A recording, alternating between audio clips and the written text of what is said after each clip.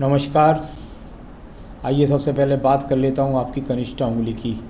कनिष्ठा उंगली और कनिष्ठा उंगली की लंबाई सूर्य के पहले कट तक पहुँचनी अनिवार्य, ये नियम होता है हस्तरेखा का। यदि इस तरह की उंगली यहाँ तक नहीं पहुँचे तो व्यक्ति जल्दबाजी में अपने निर्णयों को गलत लेकर के नुकसान उठाता है, नंबर 1। दूसरी बात, भाषा शैली अच्छी है, भाषा शैली में कोई दिक्कत नहीं है, याददाश्त के हिसाब से भी कोई दिक्कत नहीं है, लेकिन कुल मिलाकर के जो बड़े निर्णय होते हैं आपके जीवन के, उसमें आप जल्दबाजी करने के बाद नुकसान उठाते होंगे और आगे भी उठाने की संभावना पूरी है यदि इसके उंगली के उपाय नहीं किए गए। तो अपने आप में यहाँ थोड़ा सा आपको जल्दबाजी से बचना है, जिससे आपको अपने जीवन में पछताना ना पड़े। अब बात करते हैं यहाँ पर हम सीधा आपकी सूर्य की उंगली की। सूर्य की उंगली यश और सम्मान की उंगली, यानी कुल मिलाकर यहाँ से यदि मैं देखता हूँ तो आपसे तो आपके पिताजी का वजूद ही मजबूत लगता है देखने में। यहाँ कुल मिलाकर सूर्य की उंगली पर ऐसा कोई चिन्ह नहीं है जिससे आपको कोई बदनामी का सामना करना पड़े, परंतु जब दोनों उंगलियों को मिलाते हैं सूर्य की और शनि को, तो ये यहाँ पर गैप बना रहता है। तो ये व्यक्ति के जीवन के अंतर्गत पिता के साथ में, माता पिता के साथ में संबंधों में खराट लाता है। साथ ही साथ व्यक्ति चाहकर भी अपने माता पिता की किसी न किसी कारण की वजह से सेवा नहीं कर पाता है। भाई बहनों से भी औसत स्तर के संबंध रहते हैं। अब बात करूंगा शनि की उंगली की। शनि की उंगली कुछ टर्न लेकर के चली हुई है, यानी कुल मिलाकर के थोड़ा सा मेहनत दिखाने वाली उंगली, और अपने आप में मेहनत से व्यक्ति पीछे भी नहीं है। तो यहाँ धन के हिसाब से देखूं तो सामान्य धन के रूपरेखता को दर्शाता हुआ, यानी कि वर्तमान में भी धन के आगमन तो आपके पास हैं। किसी रोग के बड़े संकेत दिखलाई नहीं पड़ रहे फिलहाल। अब बात करता हूँ यहाँ पर बृहस्पति की उंगली की। बृहस्पति की उंगली एकदम चढ़ने को बेकरार है आपकी शनि की उंगली की तरफ। जब बृहस्पति की उंगली शनि की उंगली पर चढ़ने को बेकरार हो जाए तो व्यक्ति धन के लिए बहुत लालायित रहता है और उसके लिए परिश्रम भी करता है, ईश्वर की पूजा पाठ भी करता है।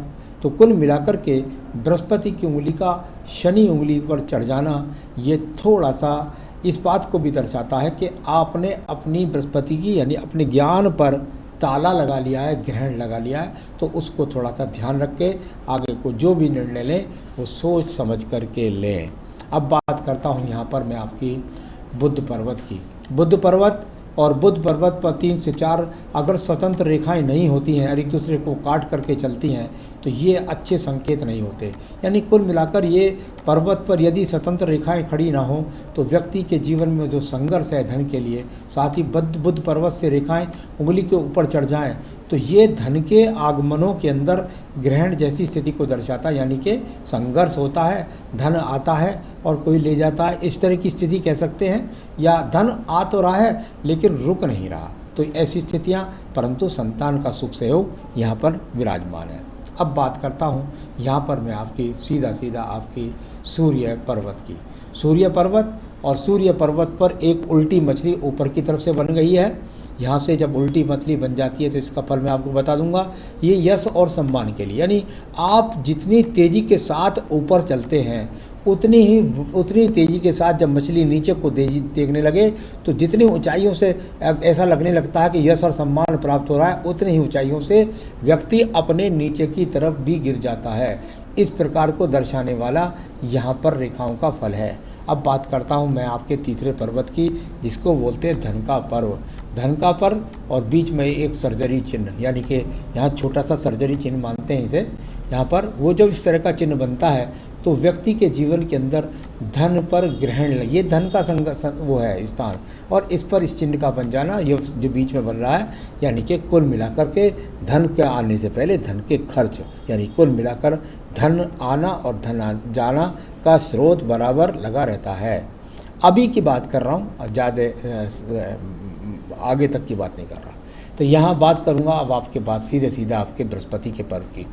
यहाँ बृहस्पति का पर्व और बृहस्पति पर्व पर यदि मैं देखता हूँ तो ये खड़ी हुई रेखाएं ऊपर की तरफ ईश्वर के प्रति आस्था को दर्शाती है। साथ ही साथ स्थिति कुछ भी क्यों ना सही व्यक्ति के, उसके पास अपना घर का मकान होता है। पर्वत अनुकूल होगा तो स्वयं का मकान व्यक्ति का होगा, संतान भी जरूर होगी, विवाह भी जरूर होगा।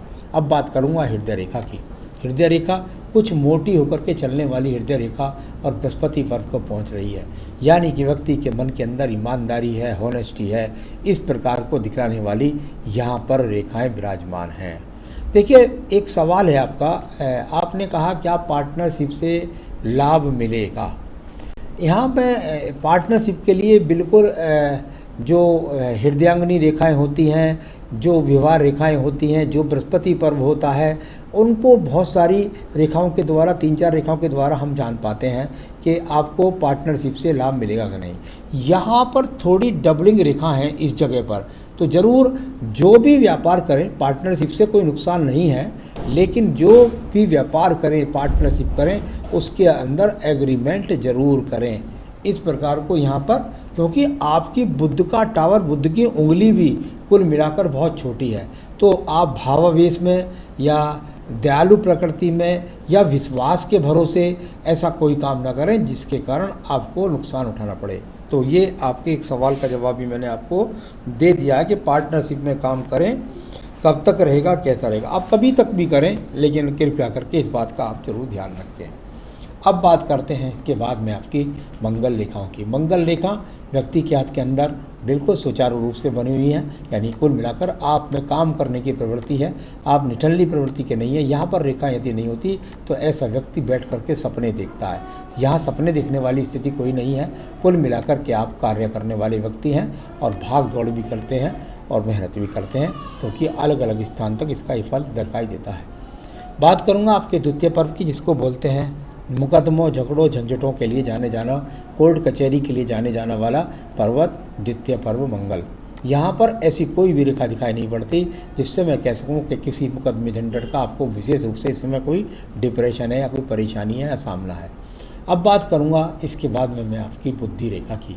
बुद्धि रेखा और बुद्धि रेखा का जो समाप्ति है वो लगभग बुध पर्वत के नीचे हो गई है।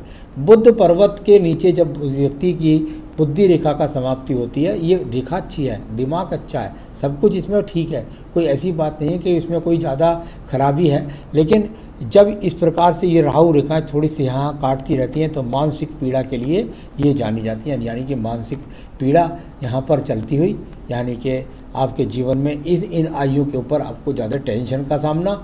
तो कुल मिलाकर के धन की तरफ ध्यान का लगना और उसके द्वारा दिमाग में टेंशन रहने वाली रेखाएं यहाँ पर विराजमान है। दिमाग की कोई कमी नहीं है। आइए बात करेंगे इसके बाद में आपके एक और पर्वत की, जिसको बोलते हैं चंद्र का पर्वत।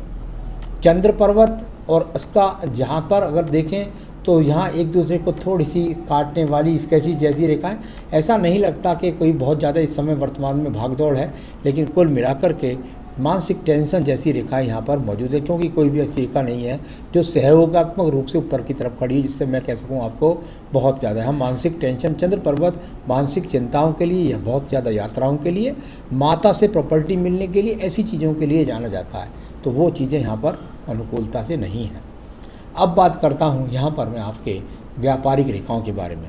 देखिए, व्यापारिक रेखा आपकी शुक्र पर्वत से ही टूट करके चली है, यानी व्यापार जब भी करें तो सोच समझ करके करें। इतना टूट कर व्यापारिक रेखाओं का चलना जीवन में व्यापार पर लगातार उतार चढ़ाव का सामना दिखलाने वाली, थोड़ी बहुत यात्राएं भी व्यक्ति को होती हैं, लेकिन कुल मिलाकर के बहुत ज़्यादा उतार चढ़ाव, यानी कुल मिलाकर आपको बहुत ज़्यादा सोच समझ कर चलना होगा बुध पर्वत के लिए, यानी कि बुध की अनुकूलता के लिए। अब यहाँ पर इन रेखाओं को देख लिया, इसके बाद बात करूँगा मैं आपकी भाग्य रेखा की। भाग्य रेखा स्वयं अर्जित, यानी कि स्वयं की मेहनत से, अपनी मेहनत से एक अलग मुकाम बनाया आपने और घर से, परिवार से दूर होकर के बनाया, इस प्रकार की रेखा है। यहाँ 35 से अलग परिवर्तन, यानी कि जीवन में लगभग 35वें वर्ष से 36 वर्ष के बीच में आपने कोई कार्य परिवर्तन किया होगा और यह स्थान परिवर्तन भी हो सकता है। तो यहाँ इस प्रकार से दिखलाने वाला। और यहाँ अगर बात करूँ तो 39 पर या 38 पर ये राहु रेखा ने काटा, यानी कि यहाँ से एक समस्या आपको ग्रहण दे गई, बहुत ज़बरदस्त, आपके धन के ऊपर ग्रहण लगाने वाली। अभी बात करूँ जहाँ आपकी 40 वर्ष की आयु चल रही है, 40 की तो नहीं, लेकिन मैं कहूँगा आपसे कि निश्चित रूप से 45 से 47 के बीच में बहुत ज़्यादा सावधानी रखें, खास तौर से धन के लेन देन पर। तो उस समय कोई बड़ा झटका लग सकता है।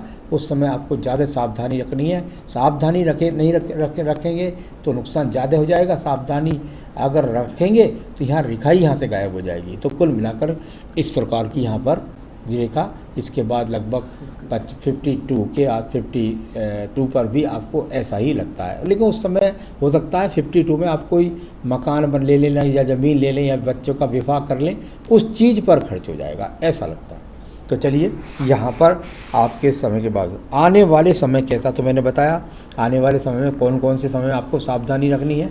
धन के आगमन तो बने रहेंगे, बहुत अच्छी क्वालिटी का हाथ धन के हिसाब से नहीं है।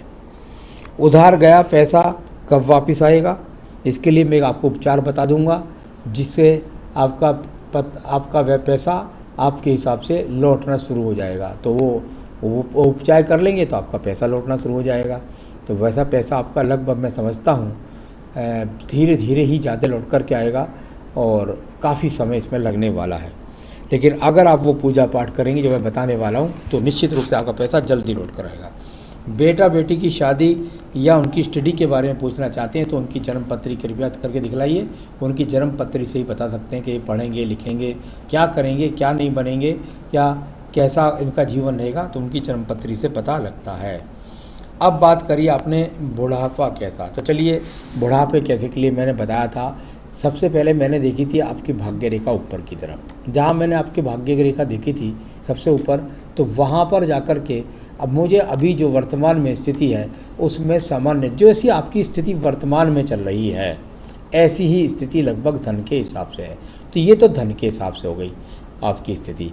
दूसरा, बुद्धि के हिसाब से देखें, बुद्धि पर भी कोई ऐसी चीज़ नहीं लग रही कि आपकी कोई याददाश्त खराब हो जाएगी या आपको बहुत ज़्यादा कोई मानसिक रोग हो जाएगा, तो वो भी नहीं है। हृदय रेखा पर तो ये चिन्ह जब भी आएंगे, अभी यहाँ ऐसा कोई चिन्ह नहीं है जिसे मैं बुढ़ापे तक के लिए बोल सकूँ। आयु रेखा से देखते हैं। आइए शुक्र पर्वत को देख लेता हूँ पहले। शुक्र पर्वत संसाधनों के लिए जाना जाता है। सामान्य शुक्र पर्वत यानी कि ईश्वर कृपा से जो सामान्य संसाधन है वो आपके पास वर्तमान में भी यहाँ पर मौजूद है। चलिए अब मैं देखूँगा आपकी आयु रेखा को। यहाँ आयु रेखा और यहाँ आयु रेखा से ये रेखा यहाँ जाकर के लगभग चली गई है 75-76 वर्ष तक। अब यहाँ पर पूछा अपने बुढ़ापा कैसा। देखिए यहाँ स्वास्थ्य की दृष्टि से यदि मैं देखूँ तो जो जीवन का लगभग ऐसा समझिए करीबन 70 से और 75 का जो समय है वो आपको रोगों से काफ़ी मतलब लड़वाएगा। इसमें कोई ज़्यादा बड़ी बात नहीं है। बुढ़ापे में सभी को रोग होते हैं, मैं उन्हीं की बात कर रहा हूँ, कोई वैसे ज़्यादा कष्ट की बात मैं नहीं कर रहा। तो कुल मिलाकर सारी रेखाओं को, पर्वतों को, सभी फलों को और सभी सवालों का जवाब आपको दिया। अब मैं आपको 2 सवालों का जरूर देना चाहूँगा, क्योंकि मुझे सबसे पहले आपके बुद्ध को ठीक करना है। तो उसके लिए मैं आपको बताना चाहूँगा कि आपको रोज़ाना अपनी पूजा में संकट नाशन गणेश स्रोत अवश्य पढ़ना होगा। अगर आप चाहते हैं सारे जीवन के संकट और सही निर्णय लेकर प्रगति करना, तो अपनी पूजा में नित्य जोड़ लीजिए संकट नाशन गणेश स्रोत, एक बात। दूसरी बात, आप मंगलवार और शनिवार को हनुमान जी के मंदिर में जाएं, वहाँ चमेली के तेल का एक दीपक जलाएं, 4 बेसन के लड्डू का उनको भोग लगाएं या प्रसाद का भोग लगा करके, और जनता में भी बांट सकते हैं, तो प्रसाद का भोग लगाएं। और उसके बाद में आप जो है वहाँ पर बैठ कर के हनुमान जी की 7 बार हनुमान चालीसा का पाठ करें और उनसे अपने कष्टों का निवारण मांगें कि मेरा पैसा वापस लौटाएं और मेरे जीवन को सुखी बनाएं, जो कुछ भी आप मांगना चाहते हैं। फिर देखिए 21 मंगलवार और 21 शनिवार के बाद वो कितने योग कारक रूप में बदल करके आपके जीवन को सुख सुविधा संपन्न बनाएगा। नमस्कार।